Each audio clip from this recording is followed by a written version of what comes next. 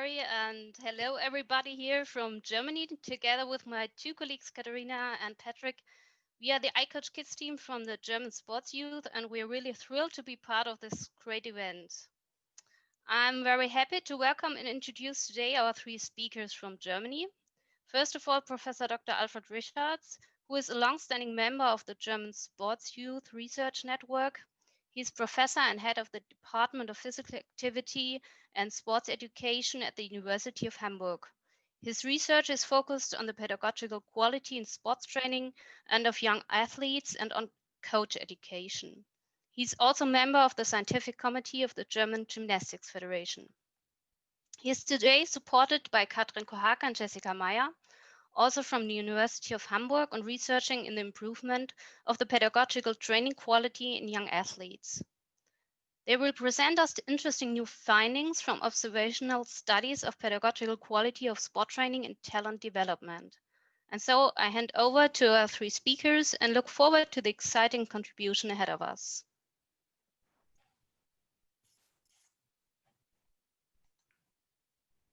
Okay. So, okay. Hi. Good evening, everybody. I'm not sure that you can see and hear me. Everything okay? Yeah, we certainly can. So then I will share my screen and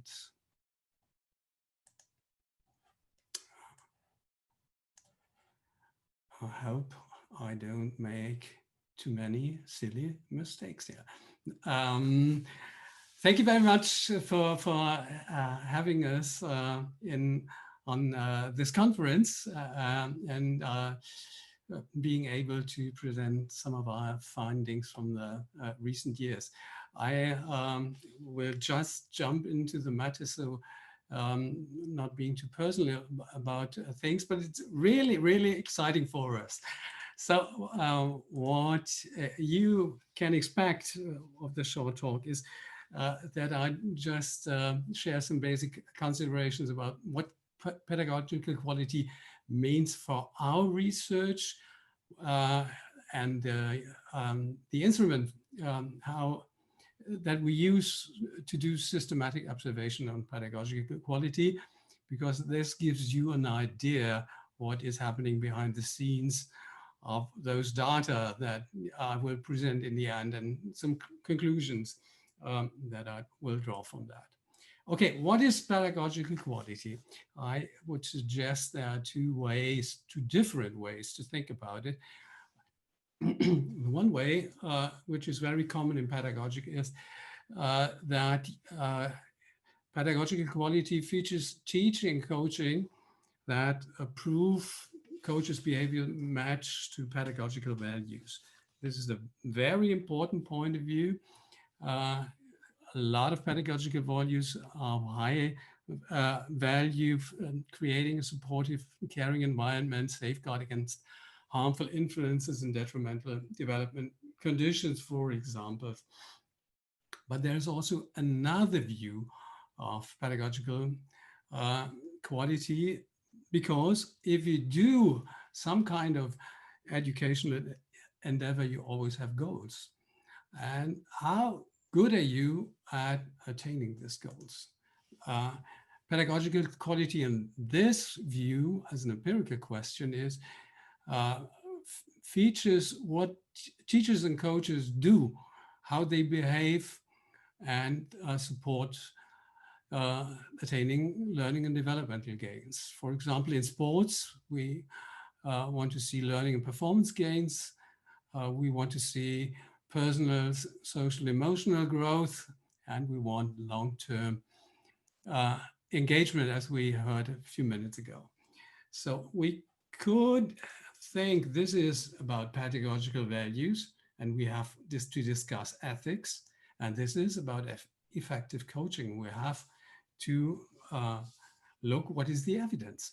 And I want to introduce you to two things that we considered a lot.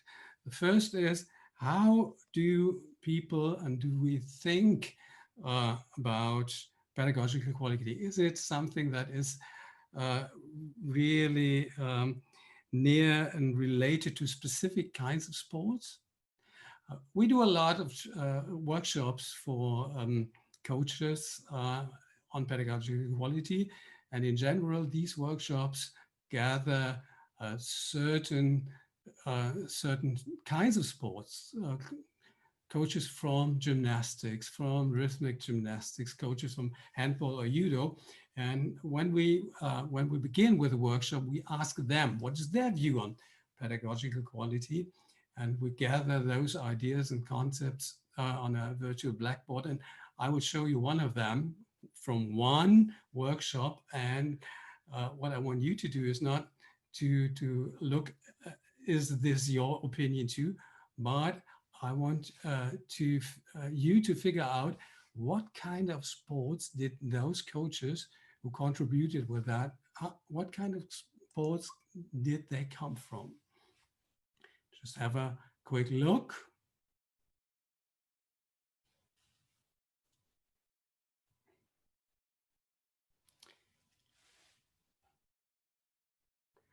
I think you will have a hard time to guess what kind of sport this is. And this is something that I want to point out, that even practitioners in general don't think of issues and behaviors that are strongly related only to their specific sports. But we think pedagogical quality in terms that are subject matter unrelated, independent, overarching ideas of being good at pedagogical behaviors. This is one idea. The other issue that we are working on is observing and evaluating training sessions. Is it easy or is it hard to do? We did a little experiment this semester. We had 81 bachelor and master students from our university studying sports science or physical education. We had them assess a 13-minute video clip and to find out what their assessments would be. And they have 3 or 4 years of studying in sports science and PE, and maybe you think they have some elaborated background, digested a lot of theory, and so they might come up with some reasonable and good assessments. We asked them, for example, the climate in this training session was positive, and they could answer with a 7, yes, I totally agree, or with a 1, I totally disagree, and choose every number in between. And the idea now is, why I'm presenting it to you, is not what is the right number, but look at the columns. Look at the columns. That's for positive climate, which should be a bit easier than other things to observe. The tasks were interesting, rich in variety, and motivating. That's what their assessment was. Instructional support. Instructional support, for example, feedback was successful. That's what their assessment was. So maybe you see why a lot of years ago, when I was assessing pedagogical quality in talent development schools and for the Gymnastics Federation, I hesitated a lot. And I was asking myself, how can I get to reliable assessments that doesn't reflect only what I think about pedagogical quality, but what is valid and what is reliable. I was looking for an reliable and valid evidence-based instrument, and I found something. I came across the classroom assessment scoring system because it offers 2 things. It chooses what to look for when you observe what works, and it tells you what do different levels look like. So these are the cornerstones for having a reliable and valid measurement. I have to introduce you just a bit into the instrument. You've seen the blackboard, a lot of items on the blackboard. So pedagogical quality is really complex with a lot of things to consider. And so the instrument, unfortunately, is really complex. It contains three overarching domains: emotional quality, the emotional quality of relationships within the training group or between coaches and athletes are considered here. How you manage the group, that's this classroom organization, and how you support learning with feedback and instruction. This is instructional support. But uh, to observe it, you have to be far more concrete. And there are three steps to being more concrete. The next step is dimensions. You see, emotional support consists of positive climate, negative climate, sensitivity, and regard for children's perspective. But each dimension consists of a bunch of indicators, and I show you what positive climate is about in this instrument. And there you can see that we just come near to a level where we can observe. We can observe pedagogical quality in action. How much smiling, laughter, enthusiasm is there? How many verbal affection, physical affection, and positive expectation can we see in the behavior of the coach? And this is the core idea here, to have broad ideas and bring it down to observable behavior markers. This is teacher or coach sensitivity. The core idea is the coach a secure base or a safe haven for children and athletes? And to be a safe haven or a secure base, he has to anticipate problems and plan appropriately, notice lack of understanding, help in effectively in timely manner. And you can see this when students seek support and guidance freely and take risk. Okay, and there is a black side on a dark side of pedagogical quality. This is tapped in this instrument too. You see here negative behaviors. Okay, so you have an idea, I think, what we do when we observe and assess. And we found that coaches were very interested by all these indicators, because indicators and behavioral markers, they didn't not only show them, give them broad ideas, but give them ideas, what can I do in practice to get better at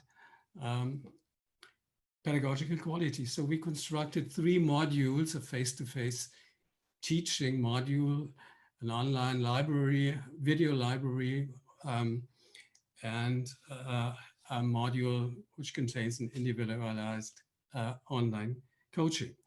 So now I come to the findings. You have an idea what's behind, and I show you findings from 229 cycles. That means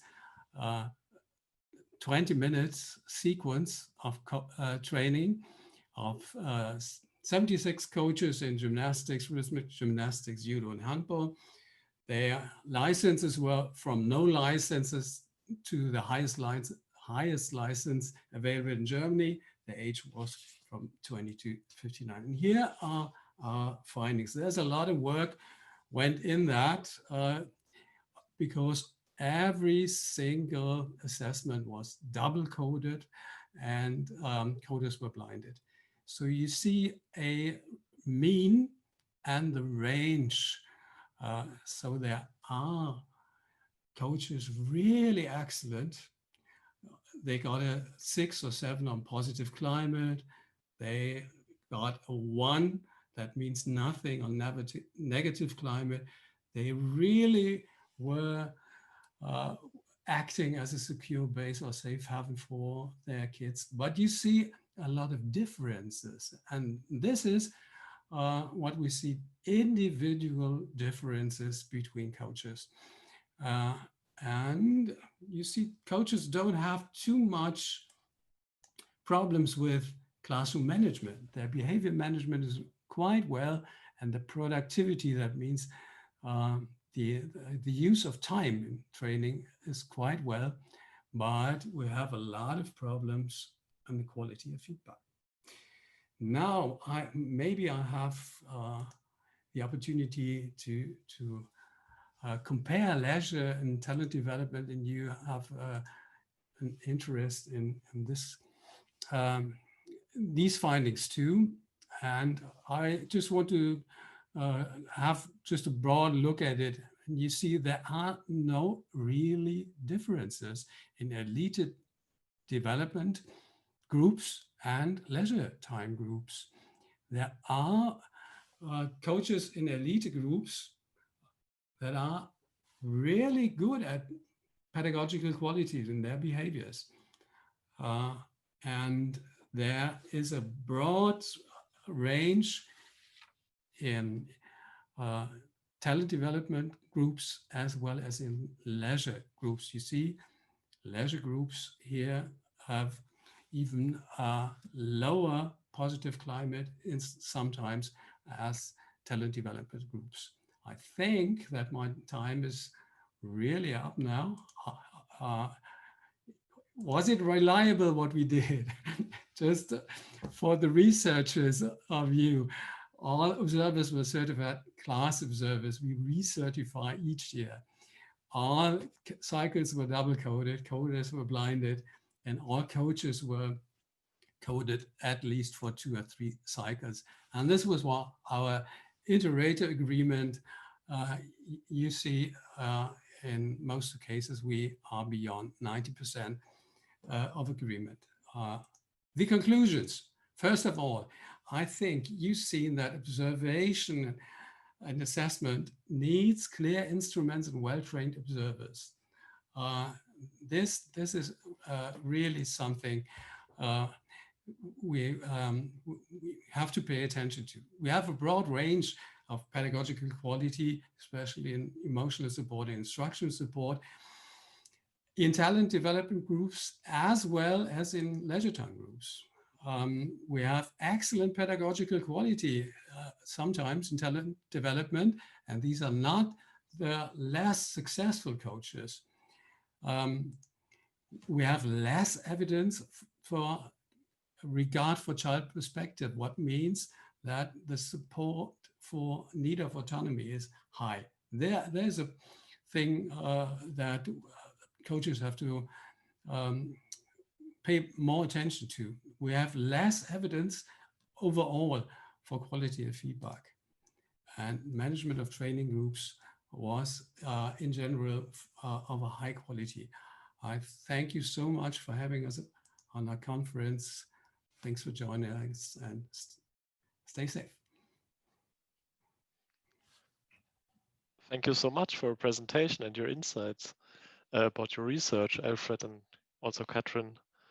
I checked the Q&A question box, and we had some questions there.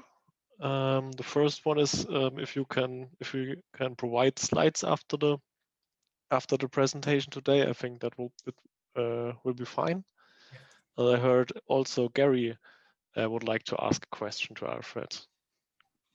I certainly do, Alfred, and thank you very much for your presentation. I really appreciated that. I wonder whether or not you anticipate that some of the characteristics of pedagogical quality that you've outlined have been compromised in the current climate. So now that a lot of coaching is going on online, are some of those qualities undermined? I'm active. Yes, I think so, because online it is very difficult to have the relationship going on, because relationship lives on face-to-face communication, having to see and experience good emotions when you achieve something, when you see somebody struggling and you can help them, and they invest effort, and you praise for investing effort. And this is one thing that kids will they don't get that in, I think, quite cordially in when they're not in presence. Thanks, Alfred, and thanks to Patrick and Heike and Katharina for hosting, and also thanks to Kathrin as well, who I know has been a massive contributor to your work, Professor Alfred.